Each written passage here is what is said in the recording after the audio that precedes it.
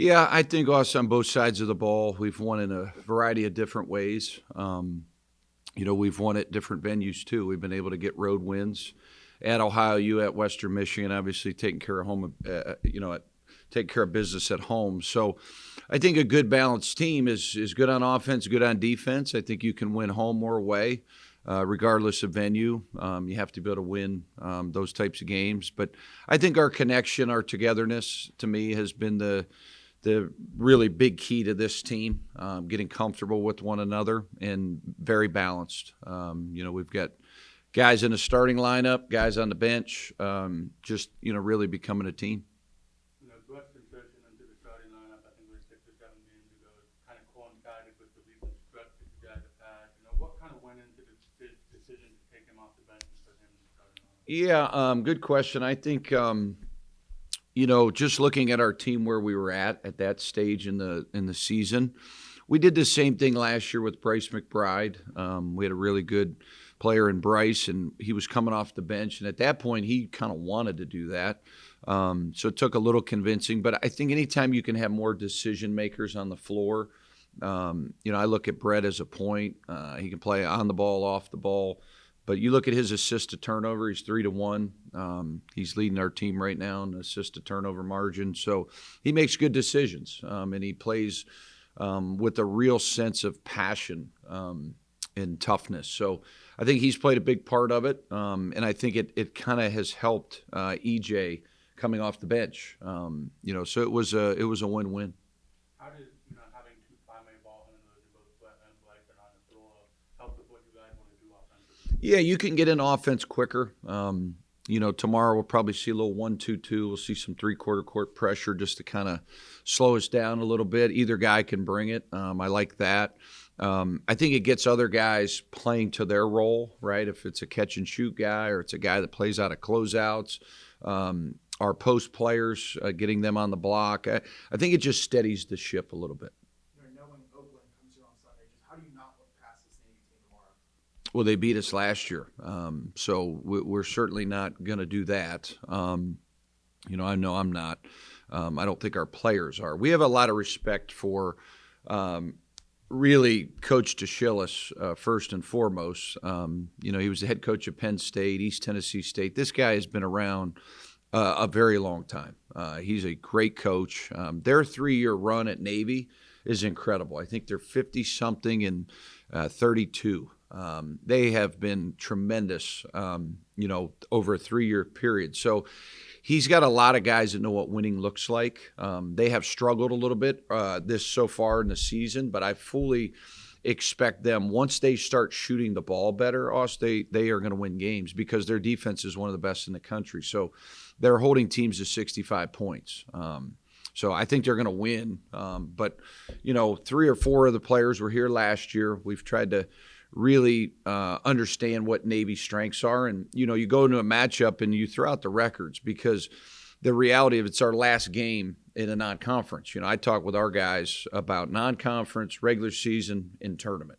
This is chapter 1 will be complete after tomorrow. What do we look like in chapter 1? Got a chance to get to 8-3, right? It looks a heck of a lot better than 7-4, but it's going to be a very, very physical, tough game because they're good. Do you feel like the early start time is going to affect you guys at all, or do you think that the kids will be fine? Yeah, we played at Western early. Who else have we played early? I think that's only one on the road. I don't know. I don't think so, Austin. I hope it doesn't affect our crowd. I hope, in fact, it helps our crowd. To me, a lot of people, if they're like me, they're doing a lot of last-minute shopping, which I haven't even started that. But I think having an earlier game helps families. I know that Salem Basketball League's big, so I don't know if there's games out there tomorrow or not. But to me, you can come to a game, you can go shopping, you can grab dinner.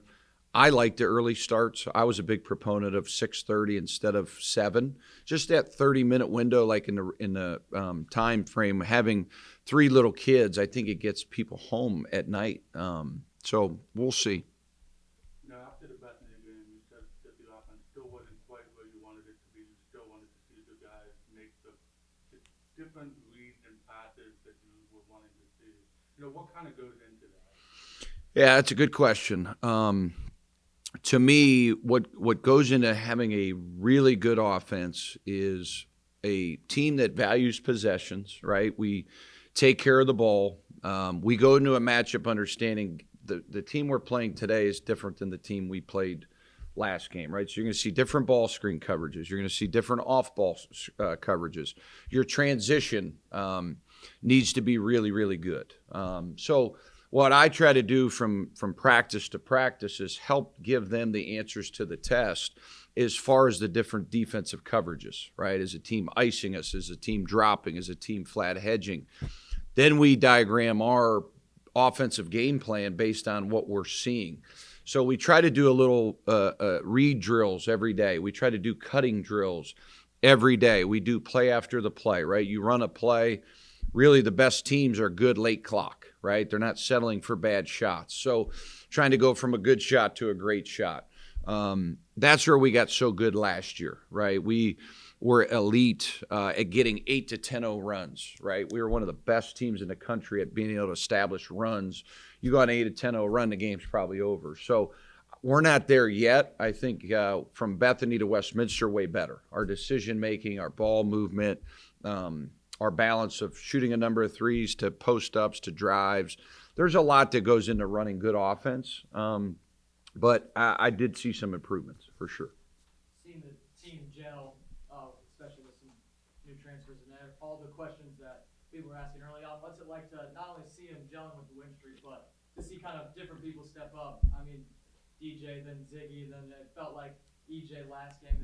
Each game there's been like a new guy kind of stepping up in different aspects. For sure. I mean, I think one of the things you're constantly hearing amongst coaches is a lot of complaining, right? And what are they complaining about? They're complaining about the transfer portal, right? Like you hear every coach after every game complain about the transfer portal.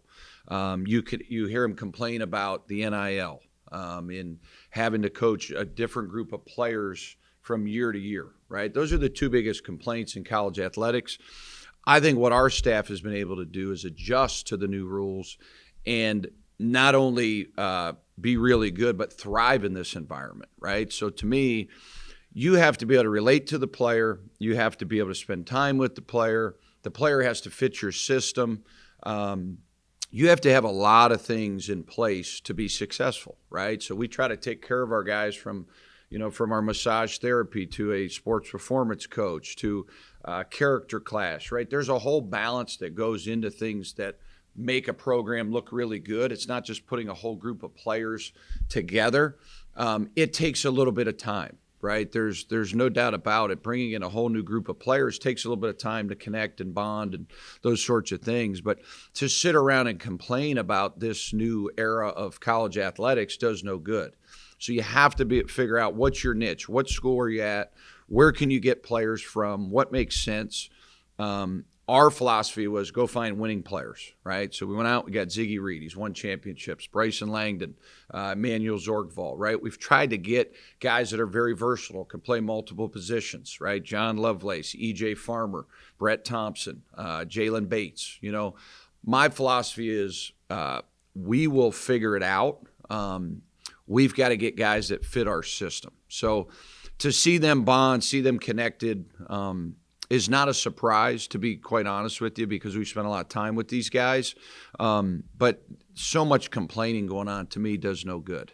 Learn to thrive in it, and this group's been able to do that again. So I'm looking forward to we're about here, right? We have the ability to get here. I think that's kind of the neat part about it. Every coach has a different philosophy, right? On do you want high school guys, you want portal guys? We want a combination. We want good players, whether that's through the portal or through a high school kid. To me, it doesn't matter. But there's too much complaining going on about the portal, in my opinion. Coach, with Johnny, like last year, he showed some flashes of what he can really do. That year one to year two improvement, like a lot of times they say the speed of the game might slow down. Have you seen something like that from him? Yeah, I mean, that's, probably spot on, Jamie. From freshman to sophomore year, you make a bigger jump. Some guys go into a slump. Johnny is still learning, still adjusting to the game, but, he's got a great mom. He's got a great dad. He's got a really, really good foundation at home that has done a remarkable job with John. His work ethic is second to none. His motor, he plays at an extremely high motor. He's got to continue to read closeouts better, right? That's on a ball screen if he's lifting. His next evolution is he's got to be able to play out of the ball screen. But as far as making shots, being one of the best defenders in this conference, being one of the best motors in this conference, I'd take John Lovelace up against anybody. And to see what he's been able to do from year 1 to 2, I think he averaged 4 or 5 a game on a 24-win team in a regular season title, to now take the next step. He's averaging 10. It's a product of his hard work, and I'm glad to see it.